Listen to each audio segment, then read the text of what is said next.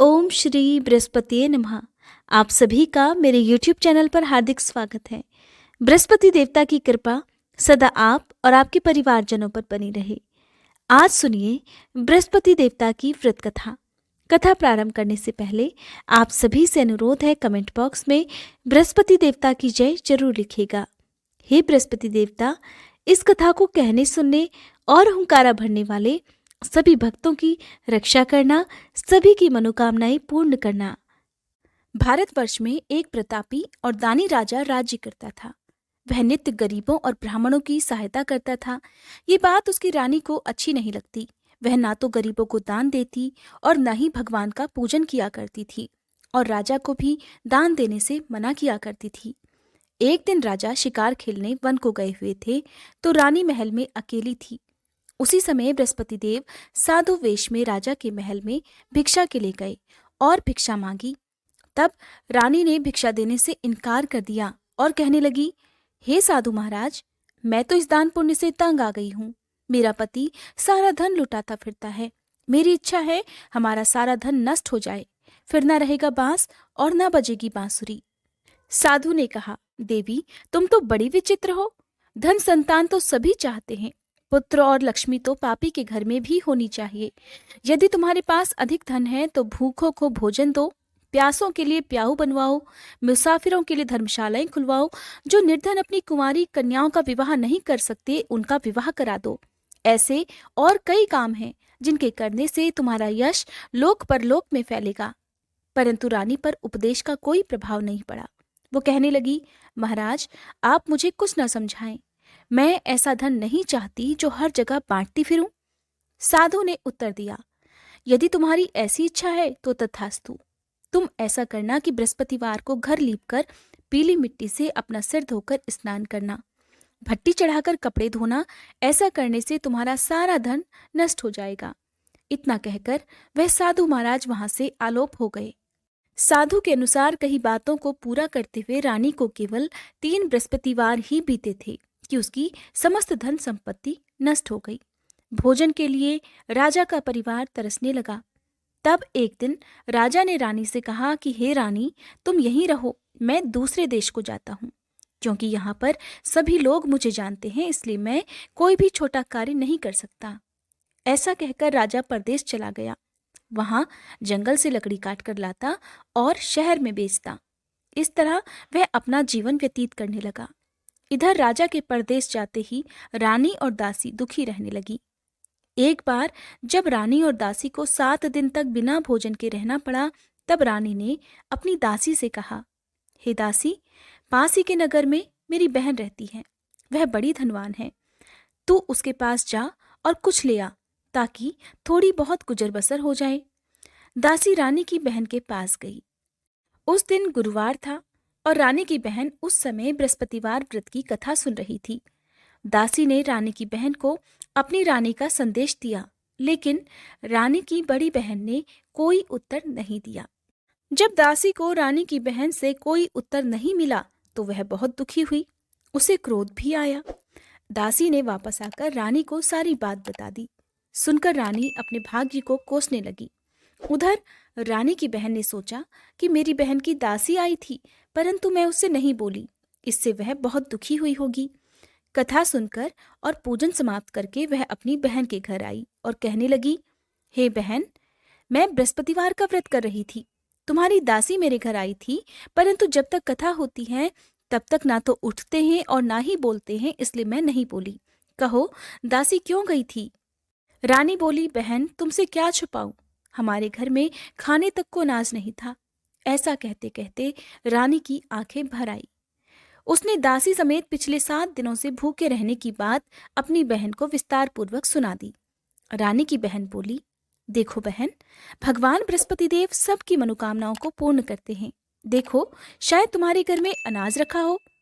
पहले तो रानी को विश्वास नहीं हुआ, पर बहन के आग्रह करने पर उसने अपनी दासी को अंदर भेजा तो उसे सचमुच अनाज से भरा एक घड़ा मिल गया। ये देखकर दासी को बड़ी हैरानी हुई। दासी रानी से कहने लगी, हे रानी, जब हमको भोजन नहीं मिलता तो हम व्रत ही तो करते हैं, इसलिए क्यों न इनसे व्रत और कथा की विधि पूछ ली जाए। ताकि हम भी व्रत कर सकें। तब रानी ने अपनी बहन से बृहस्पतिवार व्रत के बारे में पूछा। उसकी बहन ने बताया, बृहस्पतिवार के व्रत में चने की दाल और मुनक्का से विष्णु भगवान का केले की जड़ में पूजन करें और दीपक जलाएं, व्रत कथा सुने और पीला भोजन ही करें। इससे बृहस्पति देव प्रसन्न होते हैं। व्रत और पूजन विधि बताकर रानी की बहन अपने घर को लौट गई। 7 दिन के बाद जब गुरुवार आया तो रानी और दासी ने व्रत रखा। घुड़साल में जाकर चना और गुड़ लेकर आई, फिर उससे केले की जड़ और विष्णु भगवान का पूजन किया। अब पीला भोजन कहाँ से आए? इस बात को लेकर दोनों बहुत दुखी थे, क्योंकि उन्होंने व्रत रखा था।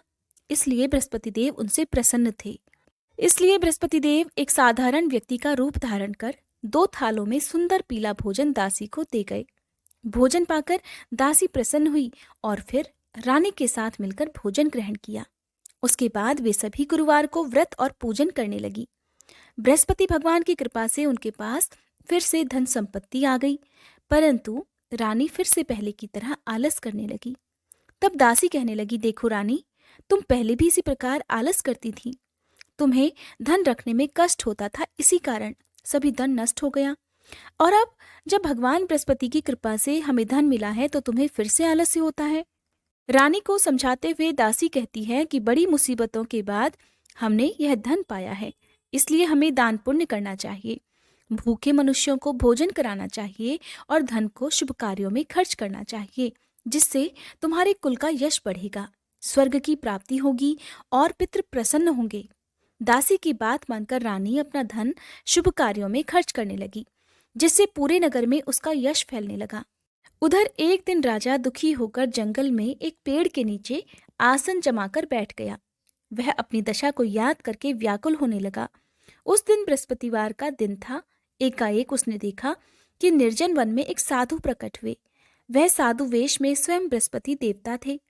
लकड़हारे के सामने आकर बोले, हे लकड़हारे, इस सुनसान जंगल में तू चिंतामगन क्यों बैठा है?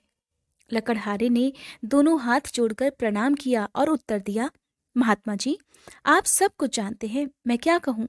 यह कहकर रोने लगा और साधु को अपनी आत्मकथा सुनाई। महात्मा जी ने कहा, तुम्हारी स्त्री ने बृहस्पति के दिन भगवान बृहस्पति का निरादर किया है, जिसके कारण रुष्ट होकर उन्होंने तुम्हारी यह दशा कर दी। अब तुम चिंता को दूर करके मेरे कहने पर चलो तो तुम्हारे सब कष्ट दूर हो जाएंगे और भगवान पहले से भी अधिक संपत्ति देंगे।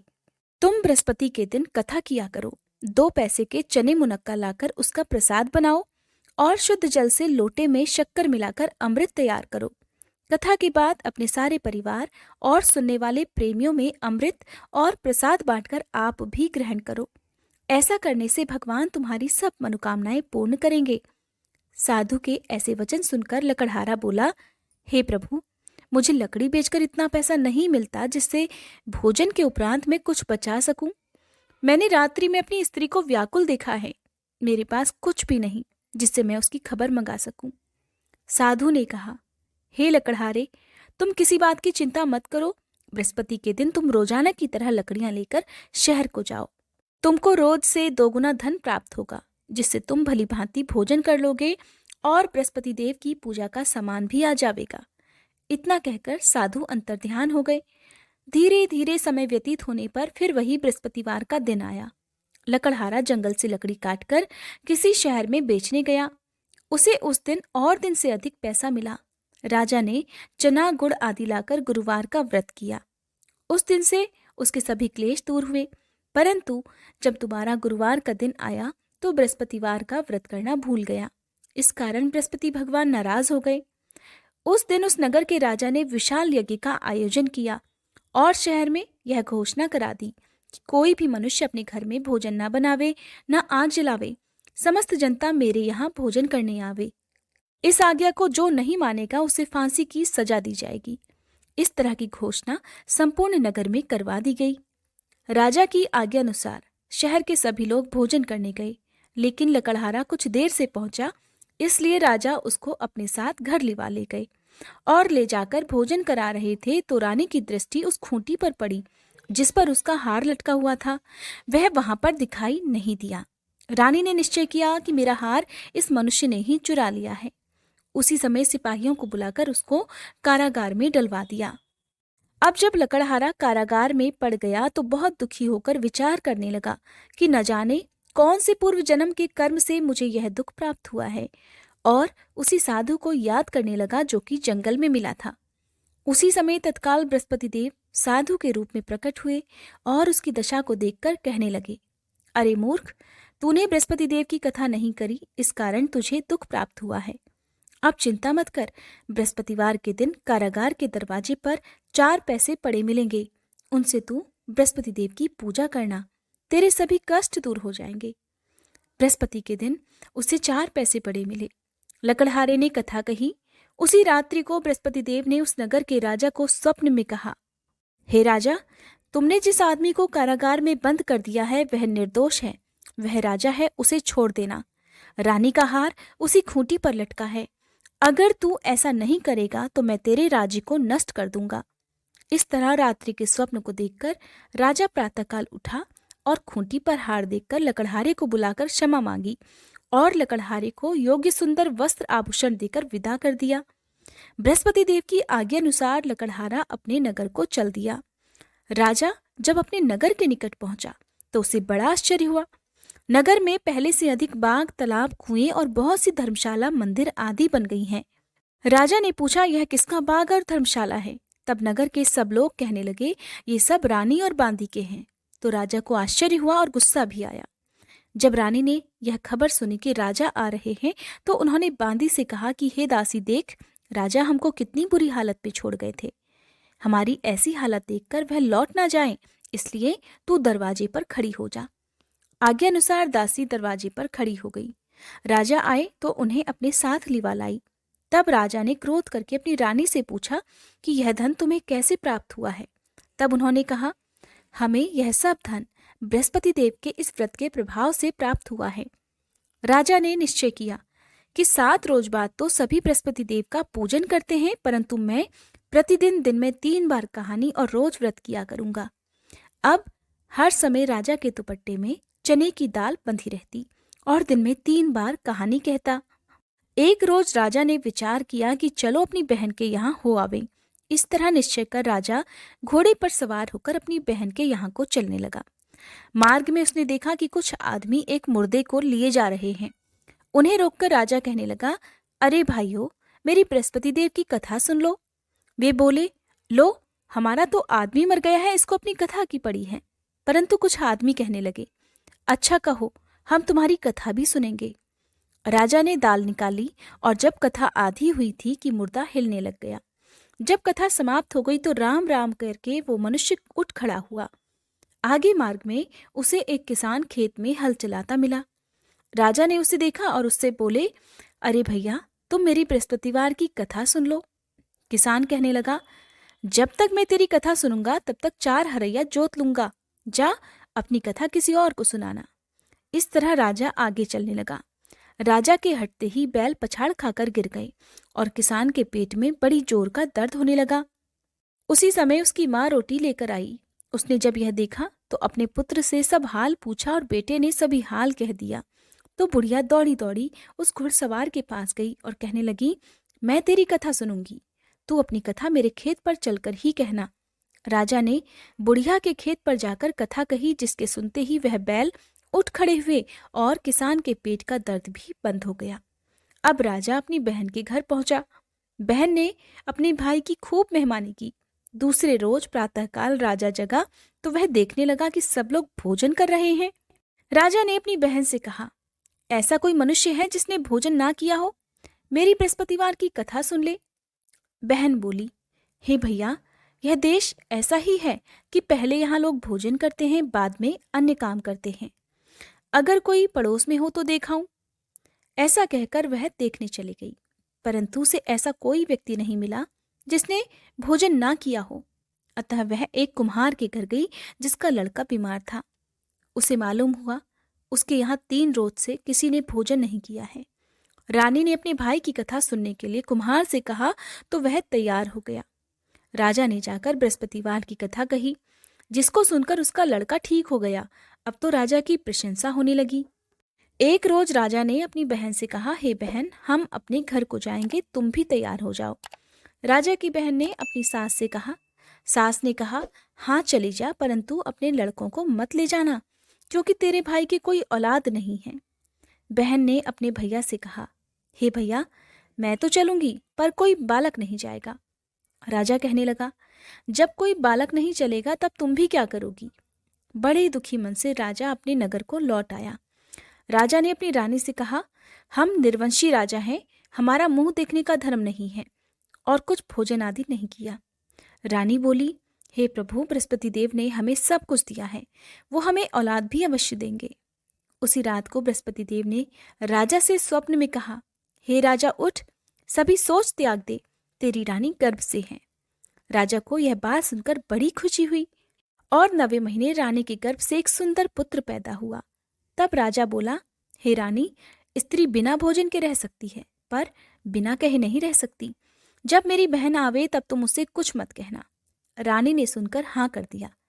जब राजा की बहन ने यह शुभ समाचार सुना तो वह बहुत खुश हुई और बधाई लेकर अपने भाई के यहाँ आई। तभी रानी ने कहा, घोड़ा चढ़कर तो नहीं आई, गधा चढ़ी आई। राजा की बहन बोली, भाभी, मैं इस प्रकार ना कहती तो तुम्हें औलाद कैसे मिलती। बृहस्पति देव ऐसे ही हैं, जैसी जिसके मन में कामनाएं हैं सभी को पूर्ण करते हैं।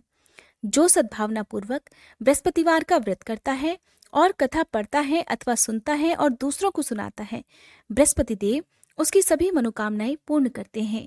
बोलिए बृहस्पति देवता की जय। ये थी बृहस्पतिवार व्रत कथा।